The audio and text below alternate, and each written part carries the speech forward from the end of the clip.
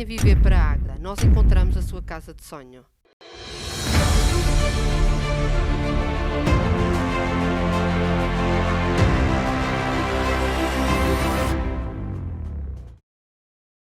Boa noite, bem-vindos. Esta é a Tribuna Soberana de 18 de fevereiro, edição que começa, como é habitual, pelas notas iniciais. Dr. Paulo Matos, boa noite. Boa noite, Jorge. Boa noite, Gil. E boa noite a todos os que continuam a ter a paciência de ouvir aqui este programa. Continuamos num tempo difícil, embora com os casos de Covid a diminuir em Águeda, aliás, em todo o país, provavelmente fruto deste confinamento mais prolongado, embora, naturalmente, não saibamos se vai ser por muito mais tempo ou se, em breve, como é hábito nos portugueses, vão ter outra vez uma decisão de desconfinamento e das pessoas pensarem que esta situação já está ultrapassada. A situação não está, segundo os tais especialistas, embora seja uma questão importante em Portugal perceber se quem governa é o governo ou se são os especialistas. Há uma tendência, aliás, o Primeiro-Ministro, com a sua inteligência e habilidade, eu penso que é mais habilidade política do que inteligência, tem dito que faz o que os especialistas disserem. Portanto, quem governa, segundo o António Costa, são os especialistas, porque, de facto, ele traz à colação a ideia de que há opiniões contraditórias entre os cientistas. Ou se deve desconfinar, não são todos unânimes. Ora, segundo nós entendemos do que deve ser a ciência vive de erro e de correção do erro, de hipóteses, e, portanto, vive tudo menos de certezas. E quem decide ou quem toma as decisões políticas são os políticos, são os governos. E, portanto, penso que essa ideia de passar ou passa culpas permanente para terceiros é um defeito do Primeiro-Ministro. Ele tem muitas qualidades, obviamente, porque senão não estaria ainda no poder, não teria as sondagens favoráveis que tem, e inclusive por arrastamento o próprio Partido Socialista, mas esta questão de governar ao sabor dos cientistas eu acho que não é politicamente verdadeira, no sentido de dizer às pessoas que as decisões são tomadas com convicção política. Ora bem, no meio das dificuldades, nós temos agora o plano de recuperação, mas isso será certamente assunto que poderemos abordar mais à frente, mas parece que o país se esqueceu das dificuldades económicas que tem e do que é preciso fazer para as ultrapassar. E isso também se passa ao nível das autarquias, porque estamos em ano eleitoral, as autarquias tendem a concentrar nestes próximos meses tudo o que é investimento, tudo o que é transferência de dinheiros para as freguesias, é o caso da Águeda, que transferiu, e bem, do meu ponto de vista, verbas significativas para as suas freguesias, em fevereiro, que é o mês em que deviam acontecer sempre essas transferências, mas só este ano é que acontecem, provavelmente por estarmos em pandemia e por ser um ano eleitoral. Nos outros anos nem sempre assim foi. As freguesias precisam de tempo para concretizar as suas obras. Não podemos esquecer que estamos numa altura em que a construção está sobrecarregada, construção civil, e há dificuldades em realizar estas obras por falta de pessoal e outros constrangimentos. E, portanto, eu vejo muito labor para mostrar, enfim, ao eleitorado que se está a fazer coisas, e eu não critico que se faça aquilo que tem que ser feito, mas não podemos escamotear que há ainda muitas dificuldades a ultrapassar e penso que as autarquias também devem ter um papel a dizer nisso. Terminaria esta nota inicial só enfim, uma chamada de atenção para o investimento que se vai fazer no mercado, nunca mais ninguém falou, no mercado municipal, que é um investimento muito avultado, de muito dinheiro, podemos dizer que tem financiamento garantido, mas ninguém diz nada sobre outros investimentos que ficaram na prateleira em Águeda, como é o caso do Museu da Indústria. Portanto, muito dinheiro canalizado para o projeto do mercado e ninguém explica, ou pelo menos ainda não chegou talvez a hora, porque, enfim, nós temos que correr ao sabor das agendas eleitorais, ainda ninguém explicou porque é que vai tanto dinheiro para o mercado e outras prioridades ou outros projetos ficam na gaveta. E, portanto, era um repto que lançava aqui para que os autarcas no poder esclarecessem isto e também, em particular, o Executivo, sobre o que é que, até ao final do mandato, ainda pensa fazer, com que dinheiro e quais são os projetos que ficaram na gaveta. Nós só sabemos aquilo que se vai comunicando que se vai fazer, mas o tempo é realmente muito curto e nós precisávamos de fazer um balanço sobre isso para que nas eleições autárquicas, para além do balanço sobre o trabalho feito, se fizesse também uma prospecção sobre o trabalho que ainda falta fazer em Águeda nos próximos anos. Muito bem, Dr. Gil, boa noite. Qual é a sua nota inicial? Boa noite, Jorge, boa noite, Paulo, e boa noite a todos aqueles que nos veem e ouvem.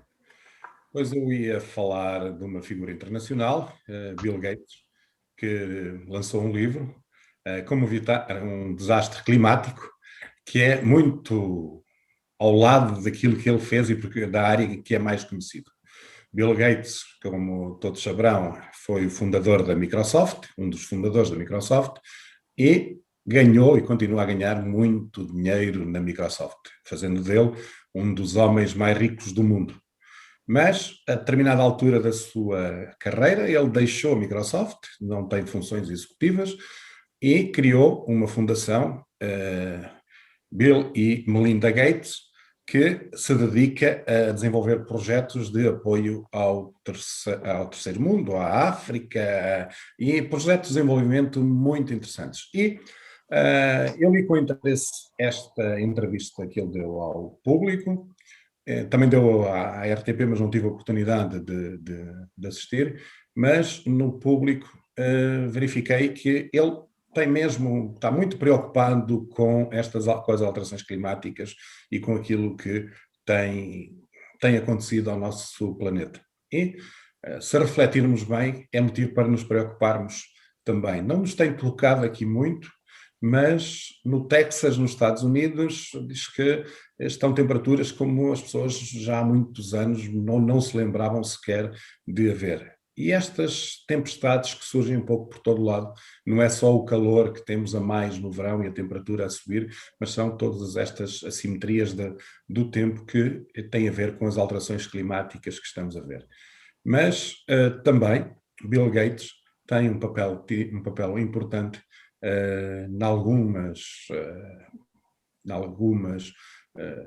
investimentos que faz, por exemplo, para erradicar algumas doenças que têm mais expressão em África, mas ele também teve um papel importante a alertar para uma pandemia que podia vir, e veio depois o Covid. Há quem diga, aqueles que dizem que tudo tem teorias da conspiração que seria lançada por ele, mas estou convencido que não, e que alertou que estas coisas acontecem e vão acontecer cada vez mais frequentemente. Mas uma das mensagens que me pareceu mais relevante, para além de outras daquilo que ele está a fazer, é aquilo que ele perspectiva para os governos. é que os governos olhem para os cientistas e aqueles que analisam a realidade e perspectivam o futuro, no sentido de nos começarmos a preparar hoje para aquilo que serão os próximos tempos. E isso é verdadeiramente a mensagem que deve estar subjacente a quem tem responsabilidades e quem quer ter um papel de relevo, portanto, e marcado em termos do seu desempenho futuro na governação das nações.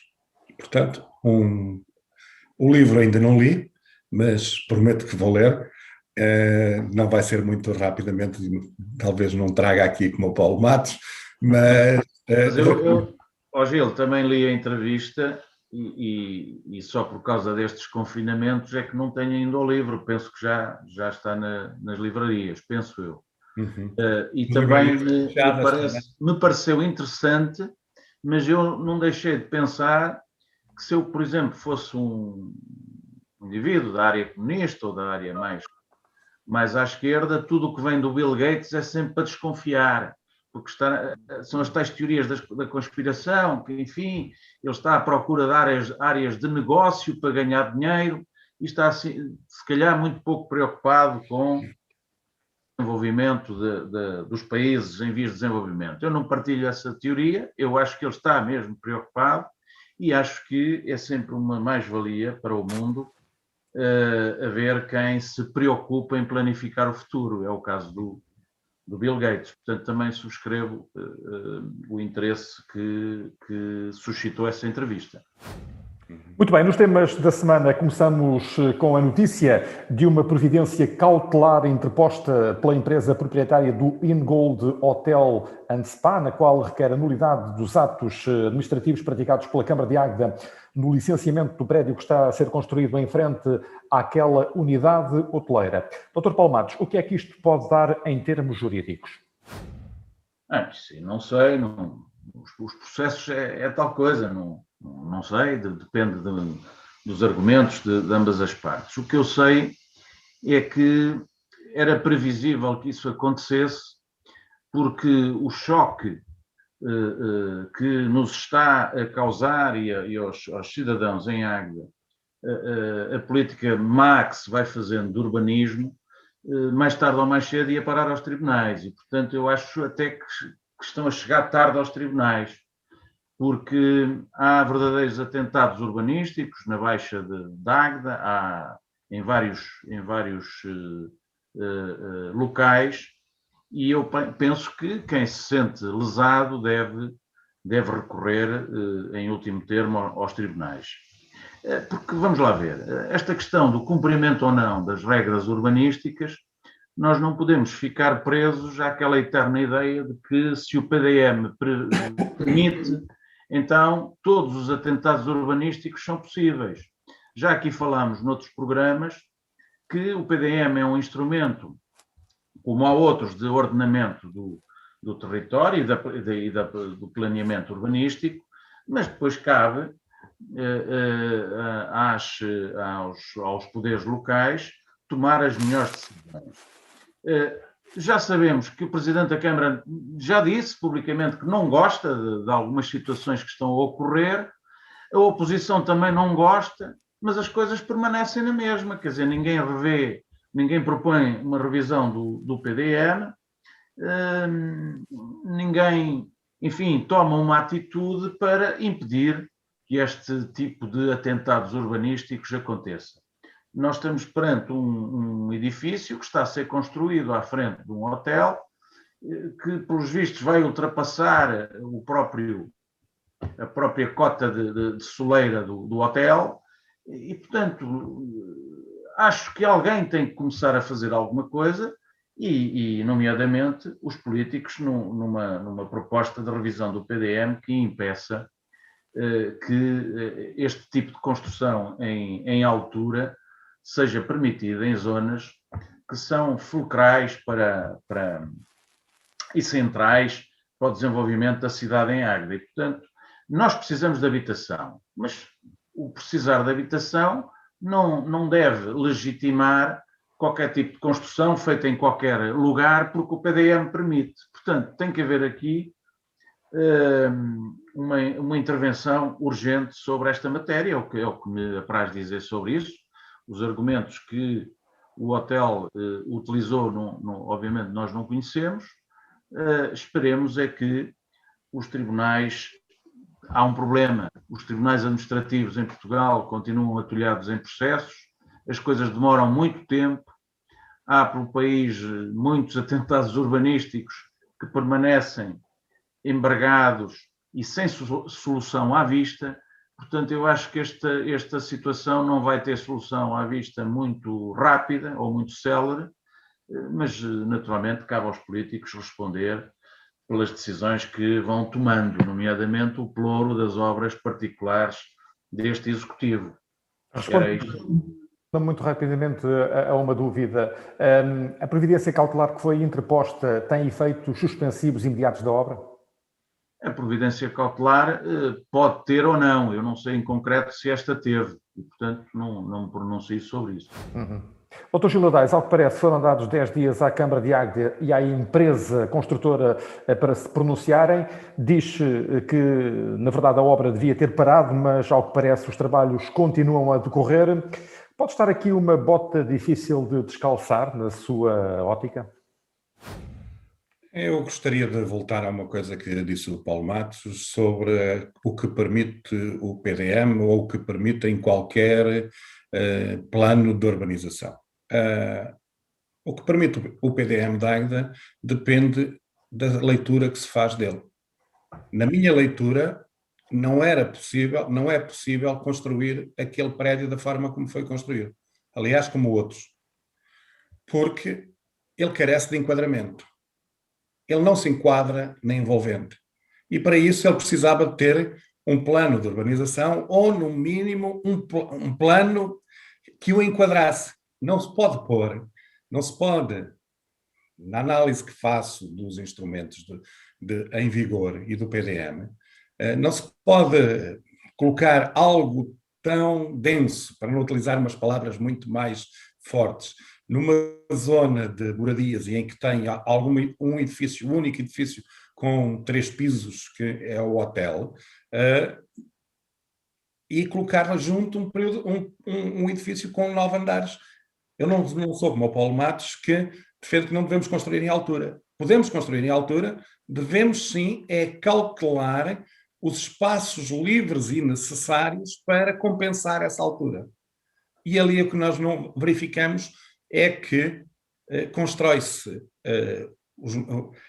eu penso que o edifício terá uma volumetria vai de 6.000 metros quadrados e o terreno só tem 6, ou seja, é uma ocupação tripla de volumetria do terreno.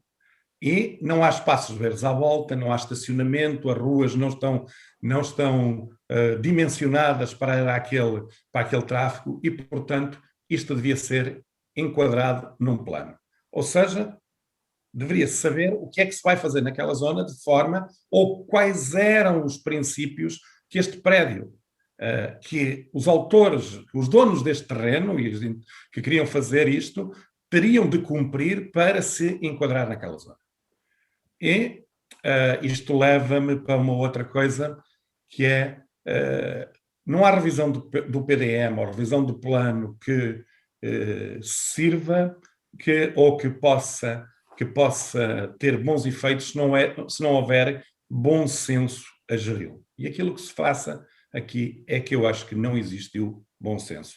O problema é que os tribunais não vão avaliar o mérito e o bom ou mau senso das decisões. Mas eu só ou há ilegalidade, ou então... No caso concreto, temos limitados. No caso concreto, eu considero que o PDM não permite uma construção daquele tipo. Não permite, pura e simplesmente. Porque nós não podemos ir buscar ao PDM os artigos que dão cabimento e esquecer todos os outros que dizem que não pode ser.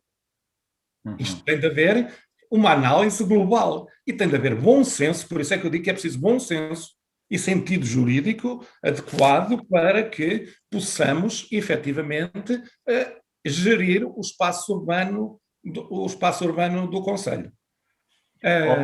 Gil, o licenciamento quando estavas na Câmara, este tipo de licenciamento era debatido previamente, ou limita-se a uma decisão do vereador do Pelouro, e ninguém vai escrutinar essa leitura mais fina que deve ser feita do PDM, internamente. Não tivemos o caso de muitas aprovações de prédios com esta volumetria. Talvez soubessem que não seria muito... A leitura do PDM que tínhamos não era esta. Mas Okay? tu és partidário de que se constitua no âmbito da Câmara Municipal, em termos operacionais, uma espécie de conselho ou de gabinete interno para avaliar do bom ou mau cumprimento do PDM em matéria... Mais uma vez, eu acho que aquilo que deve ser preservado é o bom senso. Ser aqui pedagógicos, temos que ser pedagógicos. Eu fui vereador das obras particulares e, quando exerci essa função, quando o projeto saía um bocado normal, eu levava a reunião de Câmara. Não era obrigado, eu tinha competências para aprovar, mas levava a reunião de Câmara. Como quando havia, por exemplo, um pedido de informação prévia e eu dava um determinado parecer e que era contra as pretensões do cidadão e transmitia isso ao cidadão. Se o cidadão recorria da decisão, eu levava o recurso ao Executivo. Porquê? Porque eu era mandatado pelo Executivo, porque passou as competências para o Presidente, que depois delegou no vereador.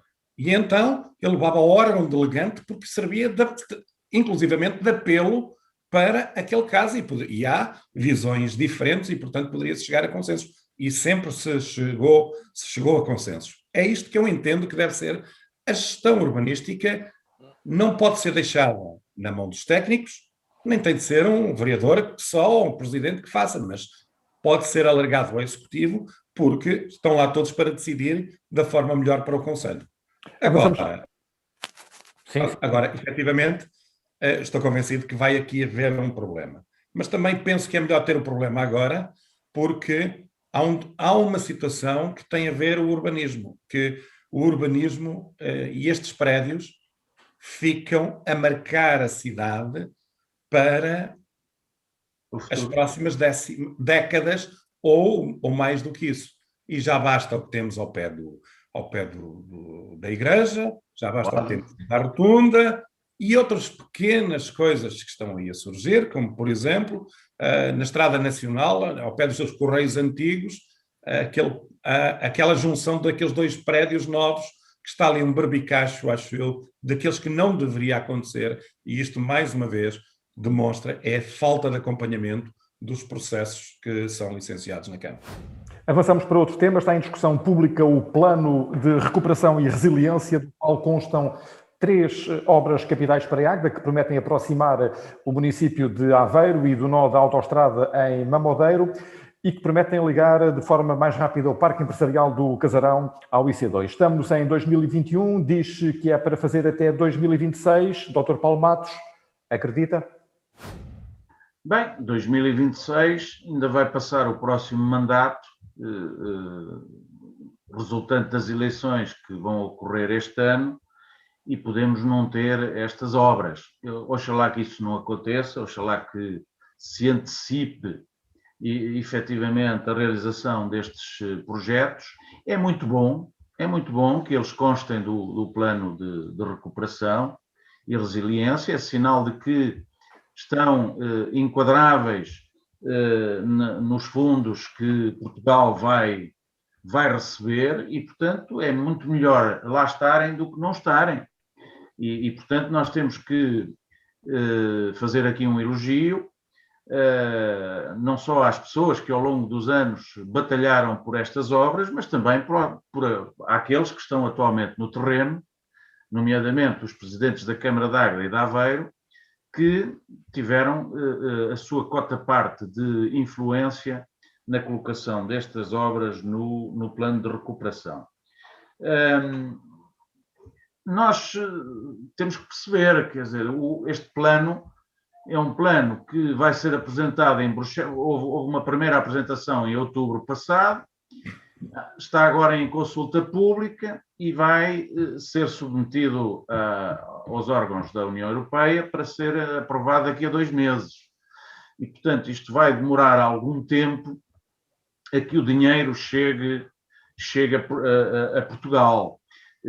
São cerca de, à disposição do país, 24 mil milhões, sendo que só 13 é que são de subvenção, isto é, fundo perdido, para todos os projetos que Portugal apresenta neste plano. Há uma parte, os 11 mil milhões, que serão adstritos à possibilidade que tem cada Estado-membro de recorrer a empréstimos em condições mais favoráveis para fazer determinadas obras. Mas a Comissão Europeia já alertou que esses tais 11 mil milhões de empréstimos a condições mais favoráveis vão agravar a dívida pública. Dívida pública dos Estados-membros que, no caso de Portugal, já vai nos 130% do PIB. E, portanto, haverá muita dificuldade em recorrer a esses empréstimos. Há a notícia de que estão previstos cerca de 2 mil milhões ou 2.700 mil milhões para recurso a crédito, mas Portugal terá alguma dificuldade em recorrer a esse montante na modalidade de empréstimo, porque vai aumentar o déficit. Portugal não pode correr esses riscos. Portanto, nós estamos muito presos aos 13 mil milhões que virão de subvenção. Ora bem, antes de mais, e no que tem a ver com o nosso Conselho, é muito importante que estas três obras e acessibilidades estejam previstas. Nós podemos discordar, e o Gil certamente discordará da ligação Águeda-Aveiro ou da Aveiro-Águeda na zona onde ela está prevista, poderia ter sido noutra zona, em Anadia, com ligação à autoestrada por essa via e que permitia a ligação ao parque empresarial, mas com divergências ou não, o que é importante é que esta obra ligação Águeda-Aveiro esteja prevista neste plano, porque ela vai ser feita de alguma maneira, eu acredito nisso. Eu acredito, mais tarde ou mais cedo, ela vai ser feita. Mas nós não podemos baixar a guarda. Isto é, a pressão tem que continuar a ser feita, porque em termos estruturais e de vias estruturantes para o desenvolvimento da Águeda, estas obras são fundamentais. Quer a ligação do parque empresarial ao IC2, quer a ligação do nó do IC2 em Perrães, pela estrada 235, à autoestrada por aí. Portanto, nós temos que ficar mais perto das grandes vias de comunicação se queremos desenvolver economicamente a Águeda.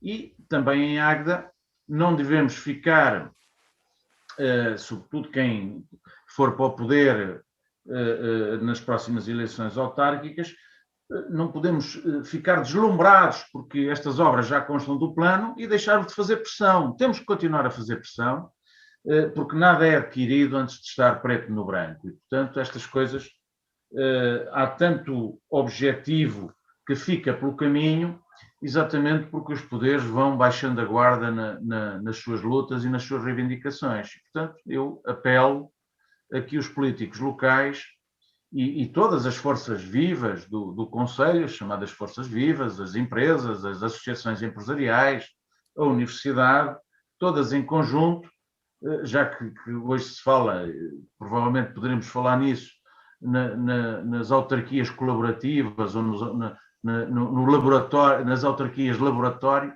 que os laboratórios sirvam exatamente para ajudar a concretizar estes grandes projetos de desenvolvimento. E, portanto, bandeiras eleitorais já são. Portanto, o poder atual pode acenar com a bandeirinha que estes projetos já constam no plano de recuperação. Agora, cabe dar-lhes seguimento e cá estaremos para ver se há gente à altura destas obras e da realização destas obras em Águeda. Dr. Gil Nadais, pode concluir-se que não há fome que dê em fartura? Não, eu queria referir o plano de resiliência. Eu considero que tem componentes muito importantes.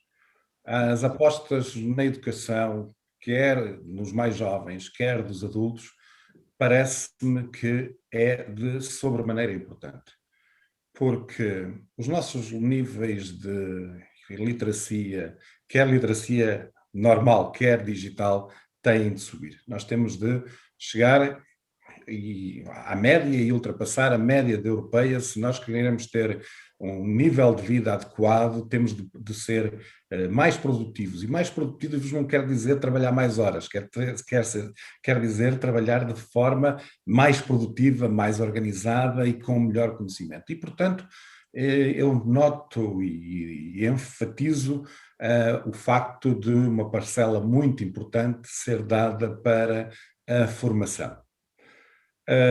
No caso concreto de Águeda, a minha posição já não é nova e sabem que eu não sou um defensor da ligação Águeda-Aveiro de per si.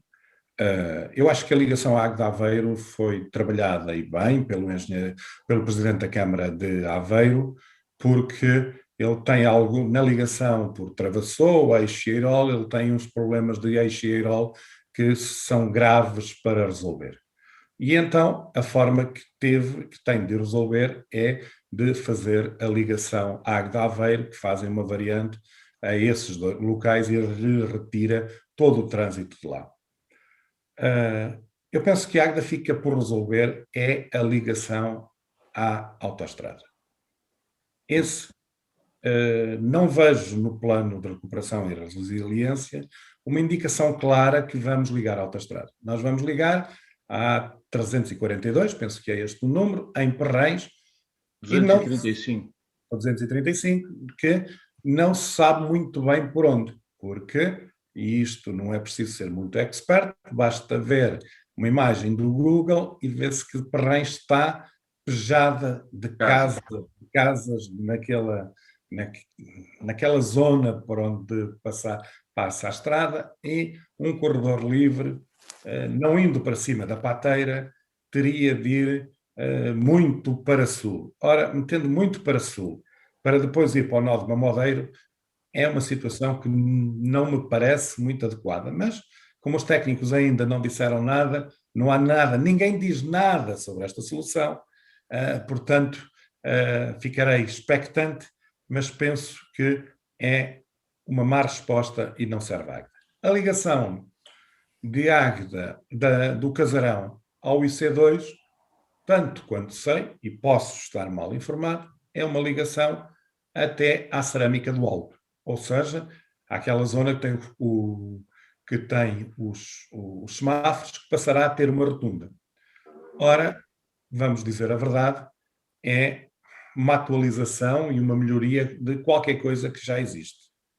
Aquilo que preconizávamos e que a atual Câmara deixou cair era um acesso totalmente novo ao Parque Empresarial do Casarão, que iria sair na zona da Só Parafuso, entroncaria aí sim no IC2 e depois seguia para sul, onde entraria em Oliveira do Bairro, serviria o Parque Empresarial de Vila Verde, e depois seguia para Anadia, onde serviria também um parque empresarial.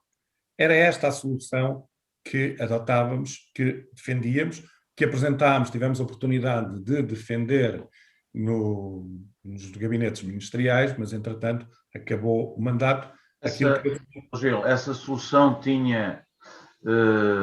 era coadjuvada também pelas câmaras da Anadia?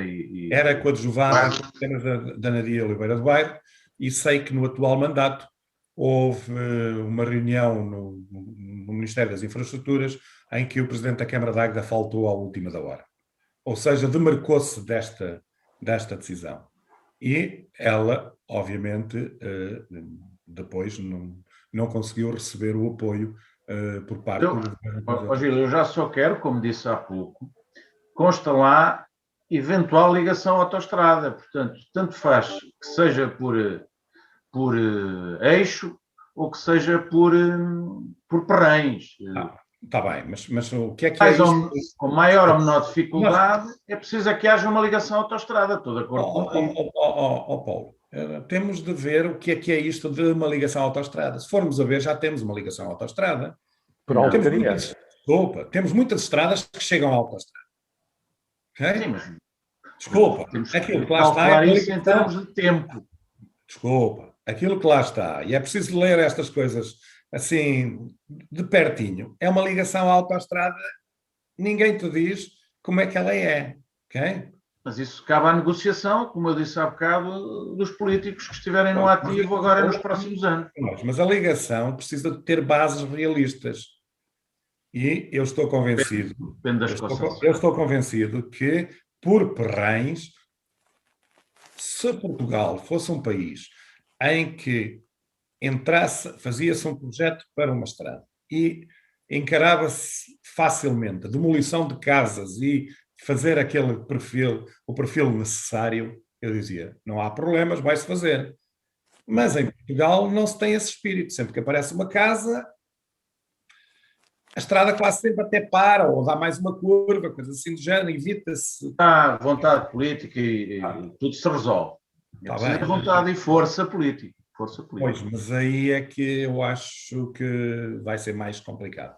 Portanto, vamos ter uma ligação à Águeda de Aveiro e aquilo que eu entendo que a Câmara de Águeda se devia começar a preocupar. Aliás, que há cerca de 2 anos apresentou uma estratégia de habitação e nunca mais se ouviu falar disso. E a Águeda devia ter uma estratégia de habitação. A habitação que também é um dos vetores do plano de recuperação. Mas penso que muito virada para os grandes centros urbanos, não é? Para as áreas metropolitanas. As áreas metropolitanas. Mas a Águeda precisa, se quer desenvolver a sua indústria, precisa de ter habitação para as pessoas que precisam trabalhar em Águeda. Porque aquilo que se passa é que não há pessoas para trabalhar em Águeda porque não há habitação, não há condições para se alojarem cá com preços aceitáveis. E por isso era imperioso, digo eu, termos essa política. E não é com os 500 mil euros distribuídos por 5 anos que fazemos política de habitação. Já não vamos ter grande tempo para falar num programa que faz parte também deste plano de recuperação e resiliência, que tem a ver com a promoção de autarquias laboratório. Estamos noutro programa, que isso é uma área interessante e dá para desenvolver outros temas à volta disso. Não é? Embora estas coisas hoje em dia são muito bonitas, escritas no papel, as cidades criativas e inteligentes, as autarquias laboratórios, são tudo nomes muito bonitos. É preciso, no concreto, apresentar projetos que sejam viáveis. Eu até prescindo das minhas notas, não sei se tens outro assunto, Paulo, Jorge, mas eu até prescindo das minhas notas finais para falar... Este assunto? Sim, para falar neste assunto. Relativamente às movimentações de bastidores para as autárquicas do final deste ano, tem-vos chegado algumas novidades ou não? A mim não me chegaram novidades nenhumas da semana passada para esta semana. O que eu vejo é no país uma grande movimentação dos movimentos independentes contra o facto da lei lhes dificultar as candidaturas sozinhos e, portanto, vejo muitos almoços e jantares que, contra as regras, nesta altura não deviam ser feitos e são feitos para aliciar ou haver aliciamentos mútuos entre independentes e partidos, não se sabe quem é que alicia quem. Nunca saberemos em Águeda se foi o Jorge Almeida que procurou o PSD ou se foi o PSD que procurou o Jorge Almeida. Pelo menos eu não tenho informação privilegiada que me possa responder a esta questão, embora acredite mais que foi o Jorge Almeida, porque na senda do que tem acontecido no resto do país, como líder de um movimento independente que tem dificuldades em candidatar-se, que tenha aberto, digamos assim, a porta a que haja esse tipo de entendimento. E agora tudo está em saber se é a sigla do partido que vai pelos independentes ou se são os independentes que emprestam, digamos, o seu nome às candidaturas dos partidos. Ainda alguma água vai correr debaixo da ponte, sendo certo que estas questões devem ser, do meu ponto de vista, e é a minha nota final, devem ser resolvidas rapidamente, porque senão prejudicam, do meu ponto de vista, mais os partidos. Muito bem, Dr. Gil Ladache, quer então referir-se a este programa de autarquias de laboratório e pergunto-lhe, as candidaturas autárquicas deverão ter isto em conta e orientar os seus programas eleitorais para este desígnio governamental? Isso depende das autarquias e depende daquilo que, como se situam e como querem lidar com os problemas. Estas autarquias de laboratório são aquelas que estão vocacionadas para descobrir ou testar novas metodologias e novas formas de agir. E isto não é também para todos. Há alguns que gostam destes desafios, fazer coisas novas, há outros que querem estar calminhos e só seguir as modas quando elas estão bem consolidadas, não é? E, portanto, há campo para todos, não é? E há os visionários que deixam a realidade e as necessidades básicas para, de forma, dar um passo maior que a perna, quererem abarcar áreas para as quais ainda não estão preparadas, porque as autarquias, para serem modelo, têm que se preparar. Paulo, se fossem todos a estar preparados para fazer alguma coisa, isso já só quando está consolidado. Claro. A inovação é ir encontrando resposta para os desafios que se colocam passo a passo. E por isso vão-se preparando e vão-se consolidando e vão encontrando as respostas e vão desafiando os limites. Vão-se antecipando. Exatamente. Pronto. E aquilo que eu estou convencido que se fosse há 4 anos atrás, na elencagem das cidades que estavam nessa área, Águeda estaria lá. Águeda neste momento não está longe disso, porque o caminho tem sido outro. Nem é mau, nem é bom, é diferente. Okay? Não tem. Mas isso, eu pessoalmente defendo estas cidades de laboratório. E defendo porque eu penso que o país tem muito a ganhar com elas. Nós não podemos, o país não deve ser comandado centralmente, e não sou defensor também da regionalização, não deve ser comandado centralmente para que façamos tudo da mesma forma, todos iguais. Não, nós somos diferentes, os concelhos são diferentes, têm capacidades diferentes.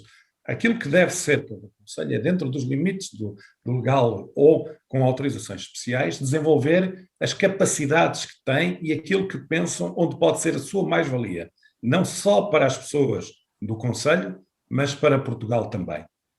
E por isso estas cidades, ou estes concelhos modelo, ou